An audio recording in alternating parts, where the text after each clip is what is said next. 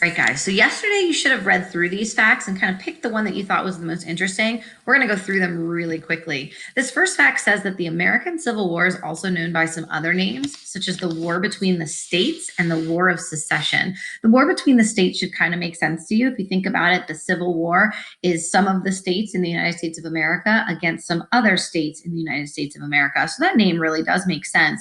The War of Secession, though, might be a little bit confusing. The word secession comes from the word secede. And if you remember yesterday, we talked about the fact that 11 of our 33 states wanted to secede or break away from the United States of America and become their own country. So sometimes the Civil War is known as the War of Secession. This next fact is pretty interesting. It says when the war began, about 22 million people lived in the North. About 9 million people, including 4 million slaves, lived in the South. And this fact about the population in the United States of America at the time of the Civil War is really interesting. That's a huge difference. 22 people in the North and 9 million in the South. And of the 9 million in the South, almost half of them were slaves. And this difference in the population will play a pretty big role during the war. This next fact is probably my favorite.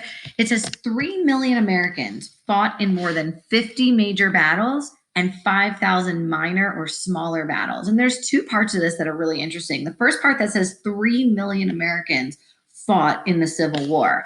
And if you think about that for a minute, how different that is. Just 80 years earlier in the Revolutionary War, George Washington at any one time was only able to gather 10,000 men for his Continental Army. Now we're in this Civil War, and 3 million Americans will be fighting. Now, again, some of those Americans will be fighting for the Union, the North, and some of those Americans will be fighting for the Confederacy, the South. But again, this is a war of Americans versus Americans, and 3 million Americans will fight in the Civil War. Blows my mind. But this second one also is really, or second part's really interesting. It says there will be 50 major battles and 5,000 smaller battles. And what I think is really interesting is you'll learn a lot of details about some of the major battles, not all of them. But of those 50 major battles, only 2 of those major battles will happen in the North. The rest of those major battles will be happening in the South. Again, only 2 battles of the Civil War will happen in the North. The rest of the fighting in the South. And one of those battles that happened in the North happened very close to where we are. Of course, we have the Battle of Gettysburg, our turning point battle. I would say the main location of a lot of those battles in the South are going to center around the state of Virginia. So Virginia is going to be a hot spot during the Civil War. All right, this one, it says the war produced more than 970,000 casualties.